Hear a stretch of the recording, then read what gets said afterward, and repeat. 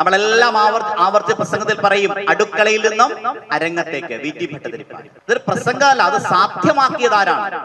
ലോകത്തിന് മുമ്പിൽ ഞങ്ങൾ സ്ത്രീകൾ ഇതാ, ഞങ്ങൾ ആത്മാഭിമാനമുള്ളവരായി ഞങ്ങൾ സംഘങ്ങൾ രൂപീകരിക്കുന്നു, ഞങ്ങൾ പ്രസംഗിക്കുന്നു, ഞങ്ങൾ നേതാക്കന്മാരാകുന്നു, ഞങ്ങൾ പദ്ധതികൾ ഏറ്റെടുക്കുന്നു, ഞങ്ങൾ സാമ്പത്തികമായി മുന്നോട്ട് വരുന്നതെല്ലാം പറഞ്ഞ കാഴ്ചപ്പാടുടെ കുടുംബശ്രീ എന്ന ആശയം ആരുടേതാണ്? ഡോക്ടർ തോമസ് ഐസക് എന്ന് പറയുന്ന ദീർഘദർശിയായ ഭരണാധികാരിയുടേതാണ്. അപ്പൊ ഞങ്ങളുടെ കൈകളല്ല, ഹൃദയം തന്നെ അങ്ങേക്കൊപ്പം ചേർത്ത് വെക്കുന്നു എന്ന സന്തോഷത്തോടെ പറയാം. എന്റെ പേര് മനോജ്. ഞാൻ നാരായണമുഴി ഗ്രാമപഞ്ചായത്തിലെ 11ാം വാർഡിലെ കരികുളം പട്ടികവർഗ കോളനിയിലാണ് താമസിക്കുന്നത്. ഞാൻ പറയുന്നത്, അതായത് നമ്മുടെ ജില്ലയിൽ 42ഓളം പട്ടികവർഗ ഊരുകളുണ്ട്. ഇതിൽ ഭൂരിഭാഗവും വനത്തിലാണ്. ദേശീയ വനാവകാശ നിയമം നടപ്പാക്കിയെങ്കിലും വ്യക്തിഗത വനാവകാശ നിയമമേ ഇവിടെ നടപ്പാക്കിയിട്ടുള്ളൂ. പത്തനംതിട്ട ജില്ലയിൽ സാമൂഹിക വനാവകാശ നിയമം നടപ്പാക്കിയിട്ടില്ല. അപ്പൊ ഒരു ചോദ്യം, വനാവകാശ നിയമം നടപ്പാക്കുന്ന രീതിയെ കുറിച്ചുള്ളതാണ്. നമുക്കൊരു കാര്യം ചെയ്യാം. ഇവിടെ വനാവകാശ നിയമം നടപ്പാക്കിയതിനെ കുറിച്ച് അസീം പ്രേംജിയിലെ ഇതിന്റെ വിദ്വാൻ എന്നോടൊപ്പം പഠിപ്പിച്ചിരുന്ന ഒരാളാണ്.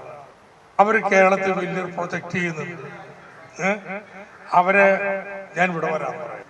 ആധികാരികമായിട്ട് ഇങ്ങനെയല്ല, അങ്ങനെയാണ് ചെയ്യേണ്ടത് എന്ന് വലിയൊരു സർവകലാശാല പണ്ഡിതന്മാര് പറയുമ്പോ അതിനെതിരായി തർക്കുത്തരം പറയാൻ തടസ്സം ഉണ്ടാവും, താമസം ഉണ്ടാവും.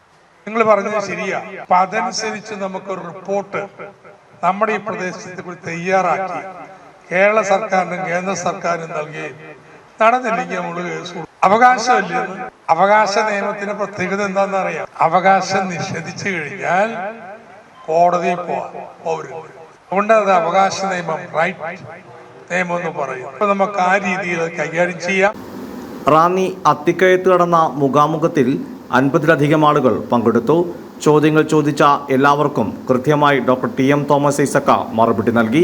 ജനങ്ങളോട് സംവദിച്ചും അവരുടെ ചോദ്യങ്ങൾക്ക് മറുപടി നൽകിയും ആശയങ്ങൾ പങ്കിട്ടുമാണ് LDF സ്ഥാനാർത്ഥി TM തോമസ് ഐസക്കിന്റെ പ്രചരണം മുന്നോട്ടു പോകുന്നത്. ക്യാമറമാൻ അഖിലേഷ് കുടുംബനൊപ്പം സുജു T ബാബു, കൈരളി ന്യൂസ്, പത്തനംതിട്ട.